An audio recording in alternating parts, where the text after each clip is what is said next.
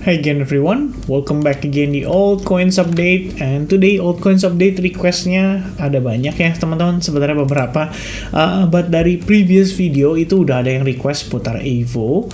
Jadi saya memutuskan untuk lanjut ke Evo dulu, lalu ngelihat di previous update ya, seperti yang saya katakan teman-teman, the first comment dari previous Altcoins Update akan saya pertimbangkan jadi the next Altcoins Update. And the request datang dari Mr. Geton Suge ya, 9107. Dia mintanya Matic teman-teman.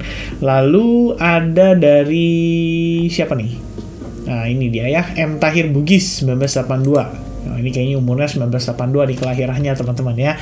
Requestnya adalah Bome. Alright, so let's talk a bit about Evo, Matic dan juga Bome teman-teman. Starting dari Evo ya. Jadi gimana nih kabarnya pergerakan atau progres daripada Evo?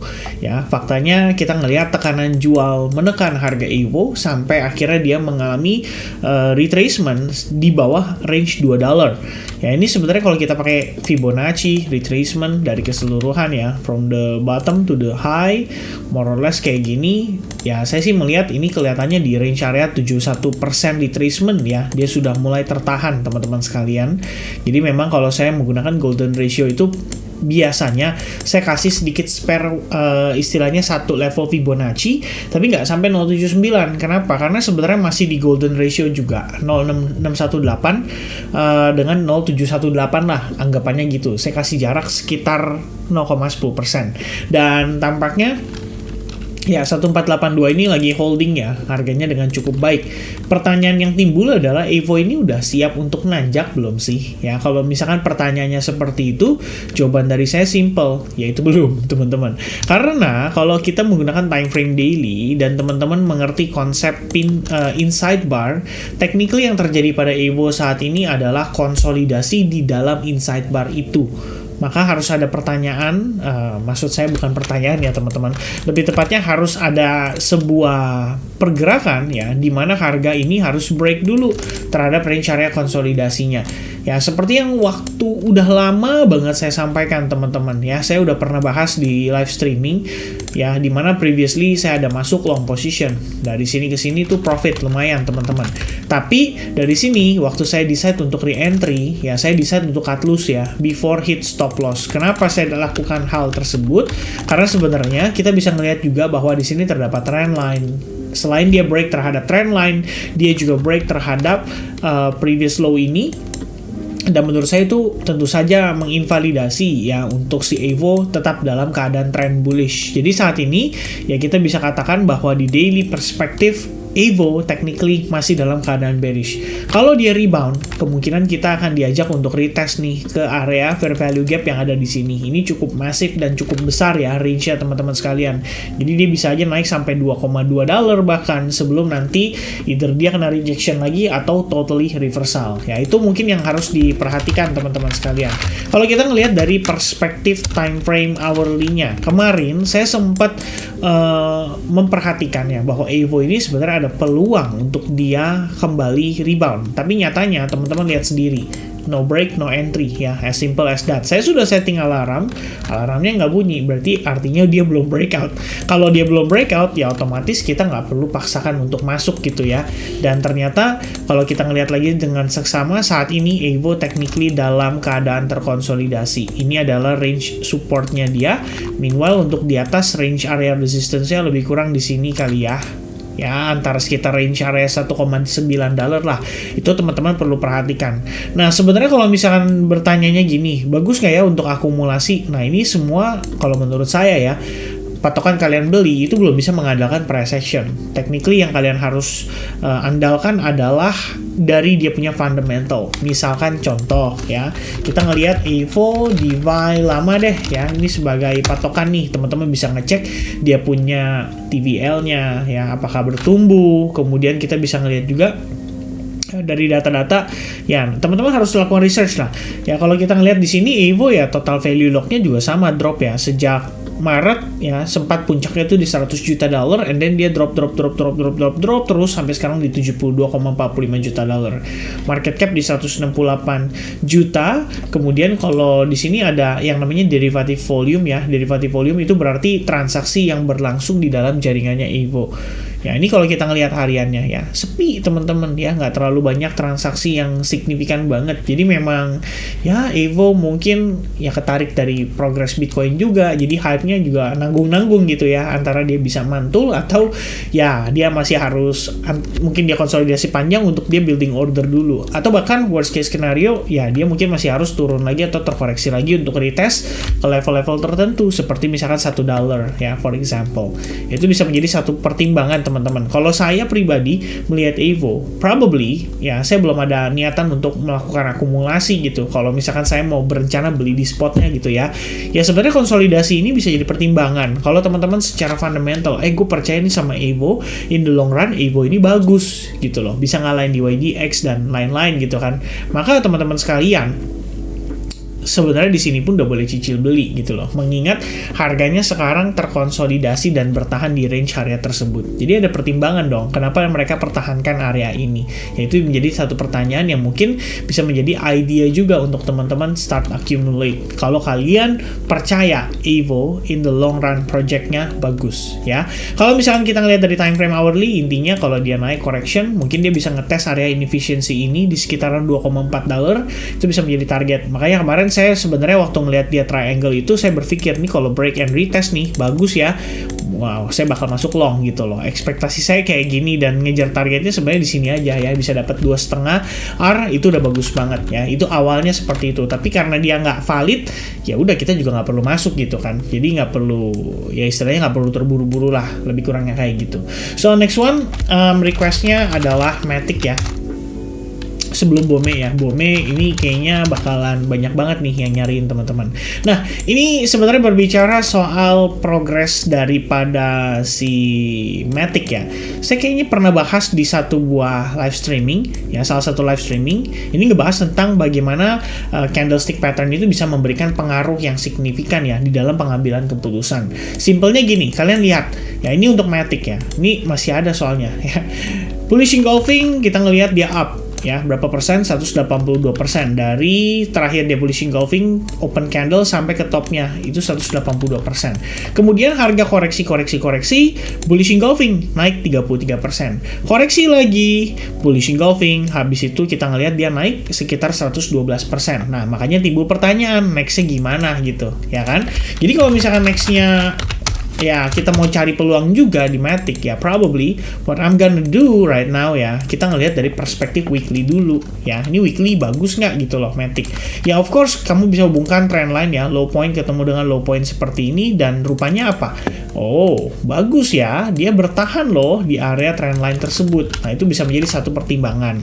Yang kedua teman-teman, sebenarnya kita bisa connect di area ini ya. Ini adalah area terakhir kali bisa dibilang Matic sebelum dia reversal lah ya. Ini adalah sellers terakhir yang stuck gitu loh. Dari segi dia punya order, kemungkinan nggak make money atau nggak perform. Jadi bisa dibilang itu adalah sangkuters gitu ya. Dan sampai di level itu kita ngelihat ada yang namanya proses liquidity sweep. Jadi liquidity sweepnya tuh lebih kurang seperti ini guys. Low point ketemu dengan ya posisi pergerakan terakhir, dan lihat ya, hanya menghabiskan waktu 1 hari, next day-nya balik. Next day-nya juga sama, turun, kemudian balik naik ya. Jatuhnya apa? Ya ini sebenarnya kalau kita ibaratnya ngelihat ada support resistance, ini lagi dipertahankan teman-teman sekalian. Ya jadi kalau dari perspektif weekly yang tadi saya jelaskan, setelah koreksi expect candle formation, dan this week kalau 3 hari lagi nih kita bisa ngelihat closingnya dia ngebentuk ya, katakanlah bullish engulfing ya, di atas dari pin bar atau di atas dari doji candle sebelumnya. Itu berarti morning star pattern, dan itu bakal bagus banget teman-teman. Tapi syaratnya adalah dia harus nutup ya minimal 50% dari body candle. Jadi kalau kita ngeliat nih ini istilahnya area dia punya diskon ya teman-teman sekalian. Nah ini posisi bull candle-nya dia harus nutup minimal setengah nih atau separuh dari body candle ini. Nah kalau itu sudah terrealisasi, barulah kemudian kita bisa bilang wah ini ada ada kemungkinan ya ini bakal jadi nextnya gitu loh. Jadi Matic patokannya kalau saya ya, misalkan teman-teman berencana, aduh gue pengen buy di Matic, ya ada dua versi orang. Ada yang dia lebih prefer beli di harga saat ini, tapi ternyata dia masih bisa turun lagi, atau menunggu adanya konfirmasi yang ideal, minimal candlestick formation pada perspektif time frame weekly. Begitu kamu dapatkan, nah di sini kamu mungkin bisa eksekusi. Ya itu satu pertimbangan aja. Dan overallnya kalau kita ngelihat sih dari perspektif time frame weekly, ya ini kita kelihatannya lagi konsolidasi atau doji. Ya doji lagi ya. Konsolidasi atau membentuk triangle pattern. Makanya kalaupun di sini dapat konfirmasi, ada ekspektasi dia bisa ngetes sampai $1,1 ya in the midterm, teman-teman sekalian. Ya, itu untuk Matic ya. Kalau misalkan untuk detailnya gimana ya, kayaknya ya kalau buat saya sih ya ngelihatnya yang penting perspektif time frame daily dulu deh dan weekly ya. Tadi kita udah dapat gambarannya lebih kurangnya. Kemudian kita berasumsi atau mempertimbangkan bahwa jangan-jangan proses yang sekarang sedang terjadi adalah bagian dari liquidity sweep. Nah, teman-teman lihat lagi, ini kalau secara struktur perspektif time frame 4 jam. Lihat, dia terus-terusan create lower low. Setiap high point yang terbentuk itu belum pernah berhasil di take out. Jadi kalau kita ngelihat dari proses ini, where is our recent high point? Jawabannya adalah ini. Ya, ini semua adalah satu part pergerakan, teman-teman. Jadi kalau saya gunakan trend line kayak gini, atau lebih tepatnya garis seperti itu, kalian lihat daily. Nah, satu dorongan, teman-teman. Bener-bener satu dorongan turun ke bawah. Jadi kalau misalnya kita ngelihat dari daily-nya, ya kita bisa mempertimbangkan. Andai kata nih, harga balik ya, minimal ya sebenarnya di atas garis hijau yang tengah-tengah ini ya, dia memasuki zona ini aja. Ini tuh artinya apa? Ini zona premium, guys. Zona premium yang berpotensi memberikan tekanan jual kembali pada si Matic. Mengingat di sini juga terdapat yang namanya inefficiency. Jadi memang ini lengkap banget, teman-teman sekalian ya. Ada possibility untuk dia create lower high aja. Jadi dia bilang, kita bilang istilahnya naiknya sebatas di sini membentuk ya, you know, you can call it as a bearish flag pattern. Kalian bisa lihat itu sebagai ascending channel doang, itu juga nggak ada masalah. Tapi yang penting apa? Kita ngelihat dia naik terbatas. Nah, kalau timbul pertanyaan, jadi gimana Vin? Bisa gua hajar nggak? Gua long nggak gitu? Ya kalau saya sih ya, mendingan at least better either kamu cari opportunity deket banget sama area order blocknya, atau kamu masuk after adanya konfirmasi breakout. Jadi stop lossnya bisa diletakkan di recent low point ya, more or less kayak gini. Ya, itu bisa jadi pertimbangan, teman-teman. Targetnya juga semakin terbatas. Kalau di bawah gimana? Ya sebenarnya lebih menarik aja. Jadi kamu bisa expect dia beli dari harga lebih murah. Ya risk reward beda-beda tipis, tapi setidaknya ya saya bilang apa ya, ya terbilang masih bagus lah ya, terbilang masih oke gitu loh.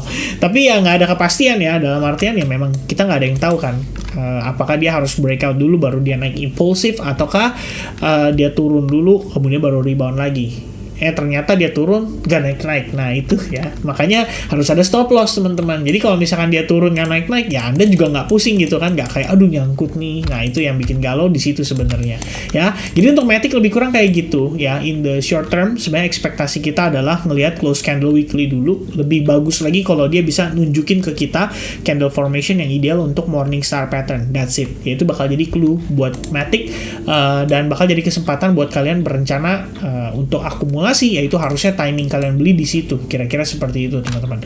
Oke, semoga cukup jelas ya. Ini untuk Evo, kemudian untuk Matic, dan terakhir Bome. Nah ini Bome kayaknya koin favorit nih ya, berbicara tentang seputar meme coin ya. Sebelumnya saya sempat ada ekspektasi ya, berencana untuk buy on Bome, dan sayangnya tidak sesuai dengan ekspektasi. Nah teman-teman lihat, stop loss kena, harga turun sampai bawah, nggak frustasi ya kan?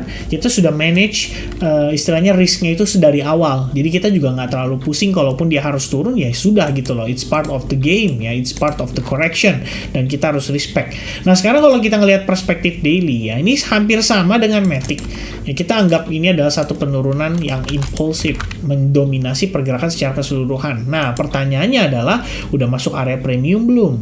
Hampir ya teman-teman, ini pas banget nih kita di range equilibrium atau 50% ya dari si Fibonacci. Nah, kalau ngelihat posisinya kayak gini, ini ada alasan nih kenapa harganya ketahan gitu kan. Satu sisi kita ngelihat ada inefficiency, satu sisi kita ngelihat ada Fibonacci 50% dan juga kita ngelihat ada box di situ di mana di sini menjadi titik tengahnya ya. Pas banget loh di 50% retracement. Ini kalau kita pakai Fibonacci-nya ya, ini lebih kurang kayak gini nih, guys. Oke, saya pakai yang OTI aja deh ya. Kita coba lihat di sini, saya pakai 50%. Nah, tuh teman-teman lihat sendiri. Pas banget 50% retracement, guys. Jadi apa? Ya, apakah di sini adalah dead cat bounce gitu kan dan dia turun lagi? Ya itu yang kita mungkin saat ini ya, kalau saya pribadi ngelihatnya ya, begitu ngelihat kayak gitu langsung antisipasinya ke sana sih. Ini takutnya apa? Potensi lower high-nya di sini gitu. Ya, secara pergerakan sih sejauh ini bagus. Exponential moving average 21 juga lagi dites. Ya, kalau misalkan teman-teman ada planning untuk long position, misalkan ya, saya pribadi mungkin lebih prefer kalau dia udah berhasil reclaim area tersebut. Itu bisa lebih meningkatkan confidence bahwa oke, bumi kelihatannya udah mulai siap naik nih gitu ya, teman-teman sekalian. Nah, kalau kita ngelihat dari perspektif time frame 4 jamnya, ya fair value gap tadi aja tuh sebenarnya belum berhasil di reclaim total ya. Kita ngelihat dia masih under fair value gap ya, somehow dia masih ketahan di situ. Terus kalau misalnya teman-teman beranggapan wah ini kayaknya bakal ngebentuk head and shoulders nih, itu pun bisa teman-teman. Artinya apa ya? Artinya ini malah jadi opportunity untuk sell short ya. Nih kalian lihat kayak gini, ini masih ada trend line, so di atasnya juga sama. Kalau kalian mau tambahkan seperti ini, lebih kurangnya ya jatuhnya kayak dia ngebentuk semacam ascending channel saja. Nah, ini kalau bila mana dia breakdown nih dari channel tersebut, nah you know ya, antara kalau kata orang mah wassalam ya teman-teman ya, karena kita nggak tahu nih bawahnya ada di mana lagi gitu loh ya. So far ini adalah lowest point-nya dia, udah kemarin sempat dites 1 kali. Nah, pertanyaannya kalau di bawah level itu kemana ya, dia mau dibawa kemana? Nah, itu yang jadi pertanyaan terbesar guys. But for me personally, melihat Bome kayak gini ya, sebenarnya kurang bergairah sih ya. Terus terang saya daripada milih Bome ya teman-teman untuk saat ini ya, ini bukan bukanlah merupakan sebuah ajakan atau rekomendasi ya. Tapi saya lihat gini, oke, wah ini satu terobosan bagus nih teman-teman ya. Trend line-nya udah berhasil di break ya. Itu mungkin bisa jadi proses break and retest di sini ya. Tapi saya pribadi balik lagi guys, instead of Bome ya, mungkin saya jujur ya, mungkin saya akan lebih pilih untuk kayak Floki gitu loh misalnya. Kenapa? Floki lagi bagus nih ya, dalam tanda kutip ya, secara struktur aja dia sudah dalam keadaan struktur bullish gitu. Jadi kita tinggal nunggu aja, istilahnya dia memberikan validasi konfirmasi untuk reversalnya. Dan di atasnya juga sama ya. Ini kita bisa hubungkan kayak tadi juga ya, dimana terbentuk trend line dari top ke bawah seperti ini lebih kurangnya. Dan ini sudah break gitu loh. Nah, compare dengan Bome, kalau tadi kan Bome sampai bawah banget nih, kalau Floki itu masih di atas SNR, ini masih jauh lebih enak gitu loh. Dan kalau kita ngelihat tadi ya, si Bome ini teman-teman pertimbangannya gini ya. Kalau kita ngelihat Bome di time frame daily, apa yang kelihatan? Oh, ini lagi retest ya, 50% retracement. Tapi kalau kita ngelihat Floki, agak beda ya, agak lain. Kalau kemarin ya ada filmnya tuh agak lain teman-teman. Kenapa? Karena sebelumnya dia rally, jadi dia retrace masuk ke area order block, somehow dapat reaction ya, dia mulai consolidate, ada fake out, kemudian ada reboundnya. Jadi ini apa? Kalau dibilang lebih cepat mana nih kira-kira yang bisa rebound gitu ya? Ya mungkin saya mempertimbangkan Floki gitu. Ya walaupun PR-nya cuma satu, breakout dari trend line, that's it. Itu valid breakout ya, sama kayak Bome ya, istilahnya dia menembus 50% retracement. Tapi begitu Floki lakukan itu, you know what? Sky's the limit guys. Ya there's no sky ya, dia nggak ada atapnya lagi dan dia bisa naik terus gitu. Ya itu satu pertimbangan aja. Jadi kalau teman-teman milih aset juga ya kira-kira gitu ya. Kalau misalkan saya sih pribadi lebih baik pilih yang dalam tanda kutip trennya udah kelihatan gitu ya, udah cukup bagus gitu. Nah kalau misalkan Bome gimana? Apakah berarti nggak bagus gitu? Masih oke. Kalau teman-teman memanfaatkan ya minimal Bome-nya breakout dulu deh dari 50% retracement, itu akan jauh lebih baik ya. Kira-kira seperti itu guys. Jadi at least dari 3 token itu yang tadi saya sampaikan ya. Mohon teman-teman serap lagi informasinya, jadikan itu sebagai referensi atau second opinion, jangan dijadikan sebagai acuan utama di dalam pengambilan keputusan ya. Semoga informasinya bisa bermanfaat. God bless to you all and I'll see you guys again in the next update for Bitcoin. Cheers and bye bye guys.